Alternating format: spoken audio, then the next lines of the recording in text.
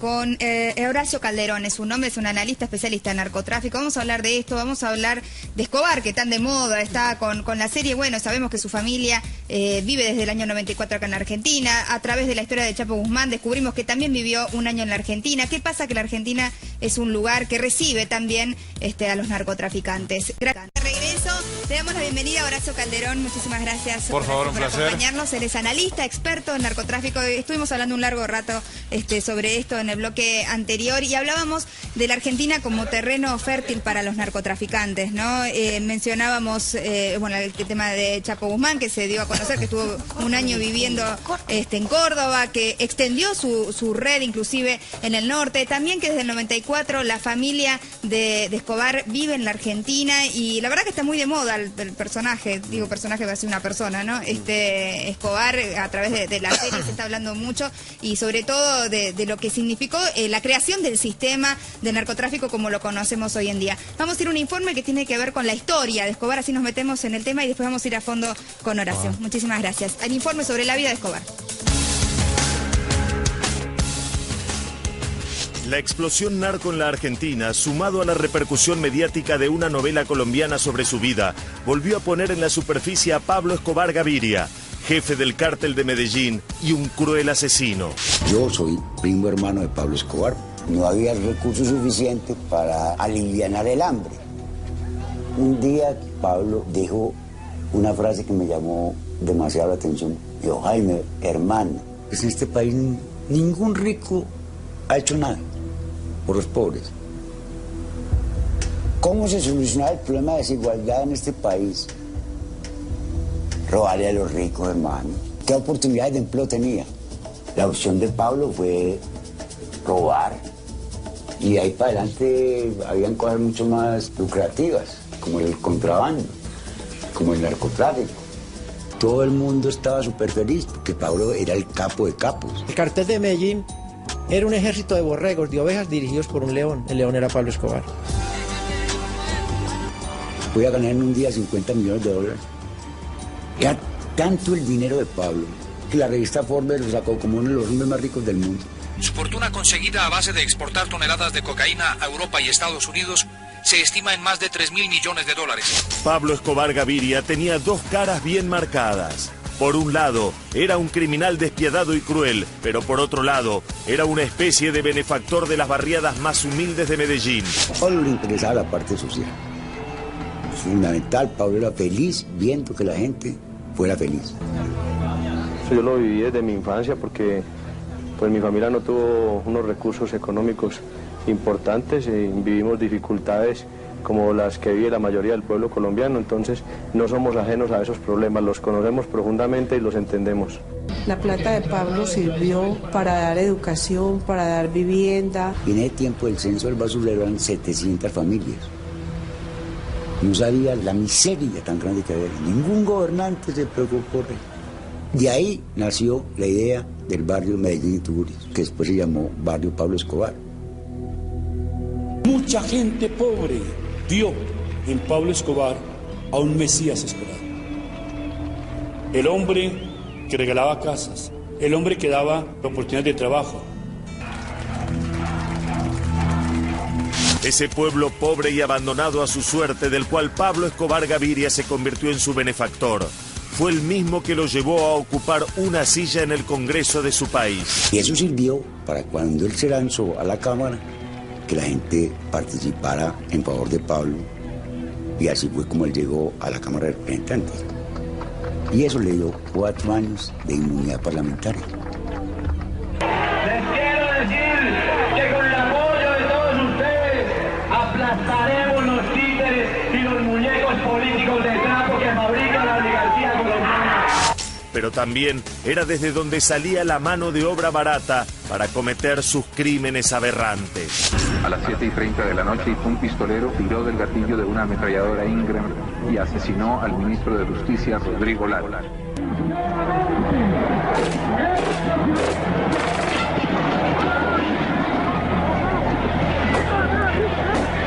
hasta el fútbol colombiano fue manejado con el dinero y el poder del narcotráfico. A los carteles, a los capos les gustaba muchísimo el fútbol, eran futboleros, pero también era un negocio. Los mejores futbolistas del país eran de estrato bajo. Ahí se formaron, en las canchas de fútbol de las comunas de Medellín se formaron el jugador Chicho Serna, René Higuita. Y eso fue lo que empezó la relación que Pablo tenía con muchos jugadores del fútbol. Se iniciaron en esa época, como niños. Y después de eso, ya el hecho de que Pablo invertía en equipos de fútbol, entonces tenían negocios. Y Pablo los invitaba, Pablo los llevaba a Nápoles, venga a tal parte, a jugar un partido de fútbol. Y a Pablo le gustaba ganar. Uno de sus hijos, que ahora vive en la Argentina bajo una nueva identidad, hizo una especie de mea culpa pública y pidió disculpas a los familiares del ex ministro de Justicia, Lara Bonilla, y del ex candidato presidencial, Luis Carlos Galán. Lamento profundamente lo que la familia de ustedes sufrió, lo mismo la de Rodrigo, tanta violencia y tanto dolor. Y yo estoy aquí para pedirles perdón y para mirarlo a los ojos a cada uno. Crea una justicia divina y donde sea que esté, creo que tiene que estar arrepentido de haber hecho lo que hizo. El 2 de diciembre de 1993, fuerzas militares acribillaron a balazos a Pablo Escobar Gaviria. Hace unas horas recibí la confirmación del ministro de Defensa sobre la muerte del narcoterrorista Pablo Escobar a manos del bloque de búsqueda. Mientras los ricos celebraban en Colombia y nosotros llorábamos en las celdas de las cárceles, los pobres fueron a su entierro.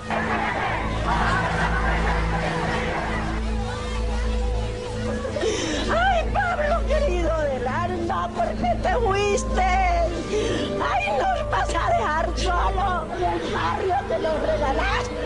Fue el final de una vida, pero no fue el final de la historia, porque los sucesores de su imperio del mal siguen manejando los negocios de la droga con otros métodos, pero bajo las mismas reglas que Pablo Escobar Gaviria. Yo no soy el señor presidente de la República. ¿Qué va a hacer? No crean en ningún momento que porque Pablo Escobar fue asesinado vilmente se va a acabar la violencia en Colombia. No sean ilusos.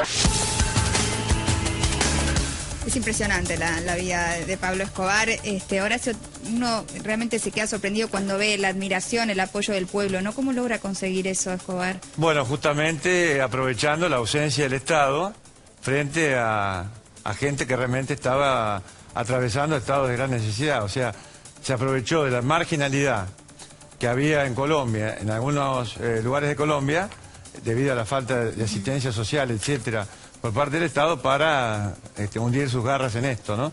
Y con respecto a Pablo Escobar, y antes que se me pase, yo quiero decir que me parece banal y perniciosa la serie que se está transmitiendo acá en la Argentina, porque ahora hay chicos que en lugar de jugar al zorro juegan a Pablo Escobar, ¿no? O al lugarteniente Pablo Escobar, o más actualizadamente del Chapo, que es el que está en este momento de moda luego de su captura, ¿no? ¿Cómo llega Escobar a ser Escobar, a tener esa red de narcotraficantes? Él producía la droga y además la distribuía. Por supuesto, estamos hablando de Pablo Escobar. Él era una persona, a diferencia del Chapo Guzmán, que era un hombre más bien de clase baja. Pablo Escobar pertenecía a la clase media, en el sentido que el padre era agricultor, la madre era maestra, o sea, tenía otro tipo de nivel. ¿Cómo comienza él brevemente, no? Él, el año 1975, piloteaba un avión que llevaba, por ejemplo, cocaína desde Colombia hasta Panamá, para que luego de Panamá fuera transbordada a los Estados Unidos.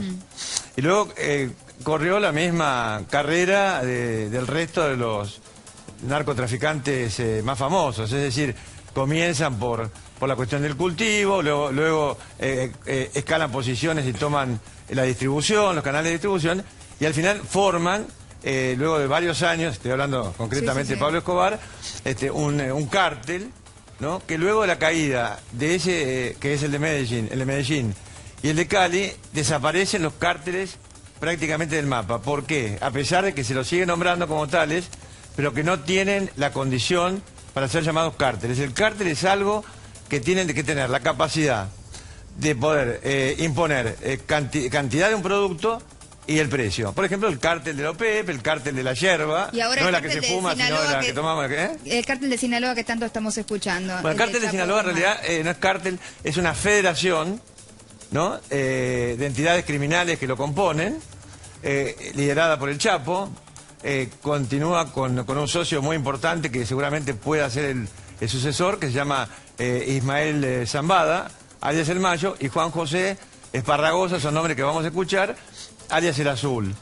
Ahora, independientemente de la cuestión de Sinaloa, lo que se va a plantear acá, además de una guerra intracártel, para usar esta palabra tan corta y poco adecuada, va a producir, es decir, una guerra de las otras organizaciones criminales transnacionales, exactamente, sobre todo los Zetas, y de una federación que se ha formado también con la familia michoacana, con los caballeros templarios, con los Arellano Félix, etcétera, para justamente combatir el poder de la Federación de Sinaloa. ¿Qué federación? Porque son varias organizaciones con sus respectivos líderes que se han unido en esta empresa, sí.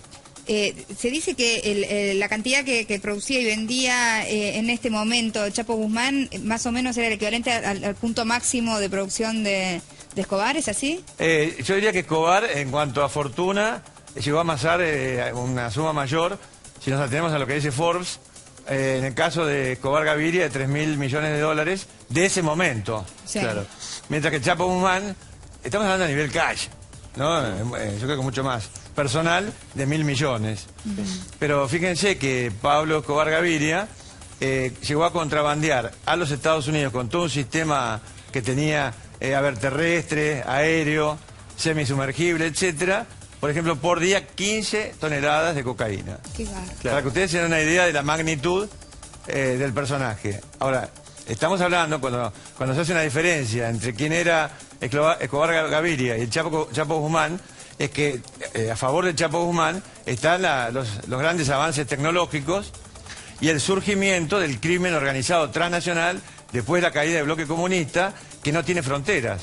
Y los países que integramos el mundo no tenemos un sistema legal adecuado para responder a una dinámica cambiante de estas mega organizaciones que a su vez tienen un proceso de convergencia, en algunos casos con los grandes movimientos terroristas. Por ejemplo, hemos hablado con Luis alguna vez, Al-Qaeda, alguna rama de Al-Qaeda de Pakistán, con la compañía de la India de Daoud Ibrahim. Entonces vemos una convergencia, eso pasa con la FARC, eso pasa con el Ejército de Liberación Nacional, y eso pasa también con el ELN, con los paramilitares, perdón. Que llega un momento que esa convergencia se hace tan perfecta que uno no puede distinguir si algo es una organización terrorista eso pasó, per se, Oscar, discúlpame, eso pasó en Colombia. Una vez cité el documental Impunity, que fue un documental prohibido en Colombia, donde se desnudaba cómo detrás de la FARC, los parapoliciales y hasta una facción del gobierno de Uribe, había una asociación. ¿Para qué? Para dejar a la gente sin tierra. Digo, hay un humorista, Jaime Garzón, que cuando dijo un chiste sobre este tipo de asociación, salió del canal y le pegaron un tiro en la frente. Sí, no es una pavada, es algo... ¿Y se puede contra el narcotráfico? Porque escuchándolo da la sensación de que no se puede. Bueno, yo creo que es un flagelo que va a ser muy difícil combatir. Acá, por ejemplo, la Argentina, hoy salió un informe del Departamento de Estado que estuve 3 o 4 horas de la noche, antes de venir acá, leyéndolo, para ver qué decía. Por supuesto que el Departamento de Estado no es la ONU, es decir, está un poco más politizado.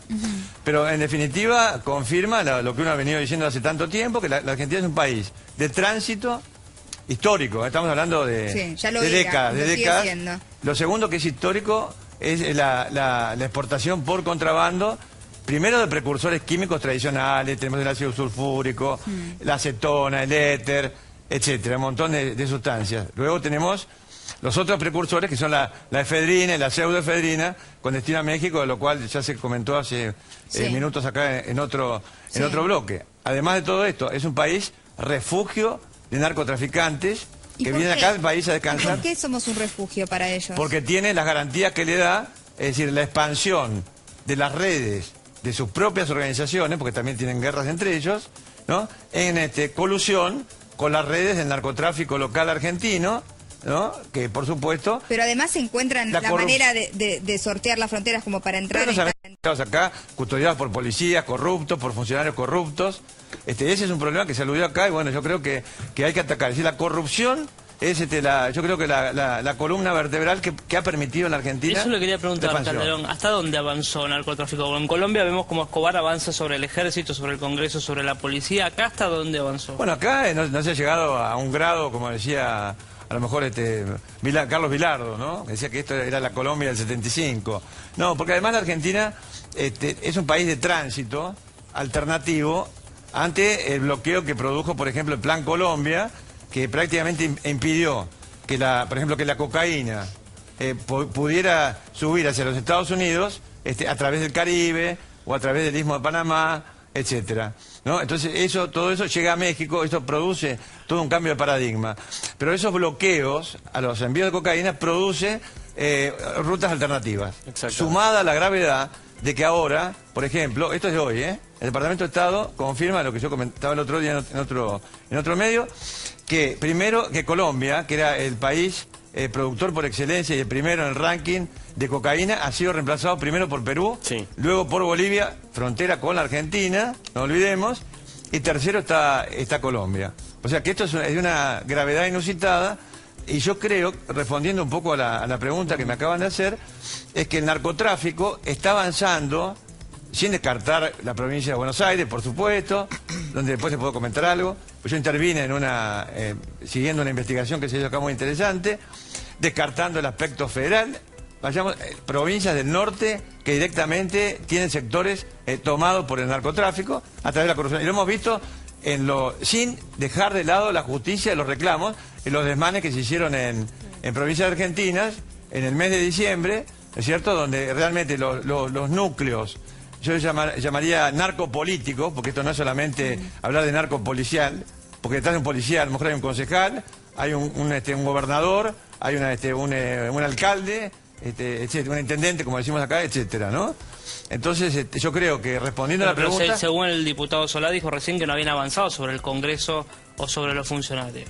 Bueno, eso corre por cuenta del doctor Solá. No creo. Si hiciéramos una rinoscopía a muchos miembros del Congreso, yo querría saber cuántos la pasan. Yo no estoy de acuerdo con eso, ¿no?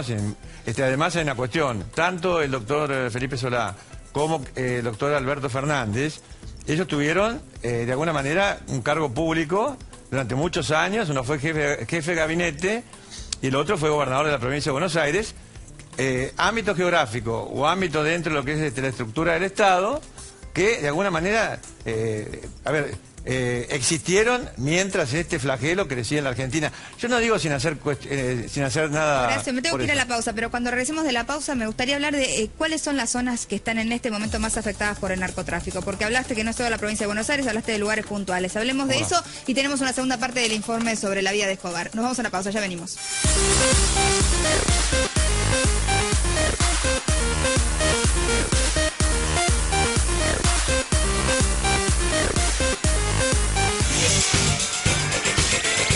Narcotráfico, y estábamos hablando de todo esto que tanto nos preocupa, y nos quedamos con el tema de las zonas de la Argentina que están más afectadas por narcotráfico. Las zonas más calientes son Rosario, no es que yo tenga algo contra el narcosocialismo, entre comillas, Córdoba y todas las provincias del norte, que son un colador en este momento de las fronteras. Porque lo que hace el escudo norte es, a mi juicio, insuficiente para el volumen que tiene el narcotráfico en cuanto a ingreso de mercaderías, por supuesto ilegales, de productos ilegales, por contrabando. Y además, a lo que yo dije, lo que yo comentaba, el Departamento de Estado, que ratifica lo que uno ha venido pensando desde hace muchos años, es que la Argentina sí fabrica drogas ilegales. ¿Cuáles son las drogas ilegales que fabrica la Argentina? Fabrica, por ejemplo, las sustancias estimulantes tipo anfetamina, como el éxtasis, que se fabrica acá. Eso se hace acá.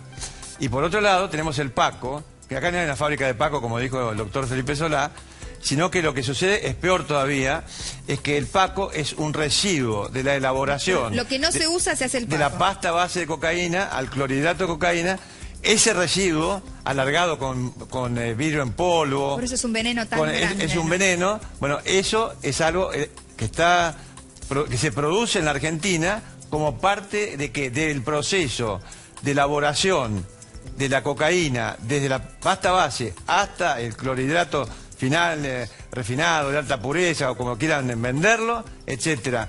Pero ¿qué implica el crecimiento, digamos, del Paco? Implica que acá en la Argentina hay más cocinas de las que se secuestran. Exacto. Y las que se declaran, porque aparte es muy difícil ubicarlas. No hay Pacos si no hay cocinas. No hay cocinas, porque nadie va a importar el Paco de otro país porque no dan los costos.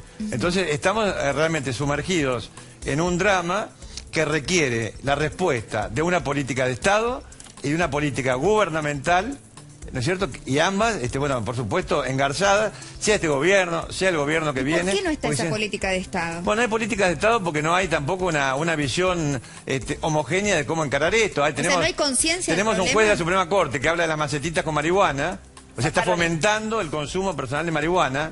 Yo no hago juicio de valor. Entonces, si un juez de la Suprema Corte, como es el caso del doctor Zaffaroni, promueve eso, y hay otros personajes de la Argentina que deberían ser juzgados en un futuro como responsables institucionales, eso se llama culpa en vigilando, no los acuso de ser cómplices, sino haber ellos tomado las medidas necesarias para que este crecimiento tremendo del narcotráfico y del consumo y de la drogodependencia argentina no se haya producido en la magnitud que estamos viendo hoy día. Ahora, hay gente que supo que este problema estaba creciendo y que no hizo nada al respecto. No hicieron nada o se beneficiaron con eso. A mí no me gusta apuntar con el dedo porque uno en ese caso tiene que tener pruebas. Entonces yo no puedo ir contra el honor de una persona o de un funcionario si yo no tengo pruebas. Pero lo que yo sí estoy seguro, que es cierto que el narcotráfico... Sin esa complicidad no crece. Ha crecido en la Argentina y que es una zona liberada, toda la Argentina. Yo escribí un ensayo que es gratuito, incluso el Santo Padre en su momento, Cardenal Bergoglio... Mando felicitaciones, Bergoglio. No, sí, en realidad fue por una cosa en La Nación, una nota mía en La Nación. Bueno, acá en la Argentina lamentablemente no se toman los recaudos necesarios. Entonces, por complicidad, por omisión, por temor, por lo que sea.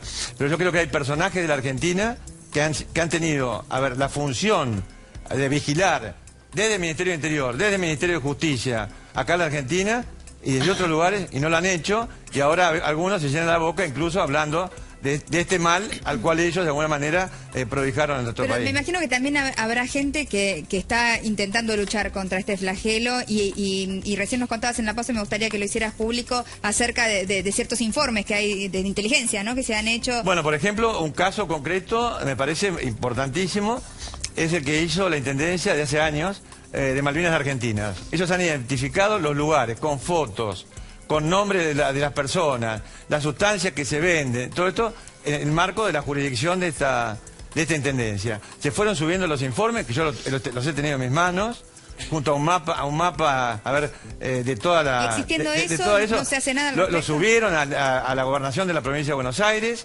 permanentemente, lo siguen subiendo, al Ministerio del Interior en su momento, etcétera, y de todos esos puntos que hubo denunciado con precisión, yo seguí eso muy de cerca, 4, 5, 6 casos. O sea que la justicia también tiene que actuar más rápido. La justicia, ¿no?, tiene, además de la puerta giratoria, tiene un cuello de botella muy finito, ¿no? Y una de las cosas que el Departamento de Estado saca hoy, es muy importante esto, que uno de los grandes obstáculos que hay es justamente la demora de la justicia en la tramitación de casos que son realmente importantes. Y la segunda cuestión que me parece a mí interesante fue un estudio prospectivo, hecho por prospectivistas. Me tengo que ir, me están sobre el sacando narcotráfico, del aire, sí, importantísimo, que para mí habría que sacarlo a luz, hecho por las Naciones Unidas conjuntamente con el Ministerio de Seguridad. ¿Qué se hizo esto? No sé. Hay mucho para hablar sobre esto, bueno, y hay que ocuparse, sin duda, porque es algo que realmente está creciendo en la Argentina. Perdón por el énfasis, pero yo me entusiasmo. Muchísimas gracias, Horacio, un placer escucharte. Realmente, muchísimas gracias, Rapsodia, que me vistió, Sarcani por los zapatos.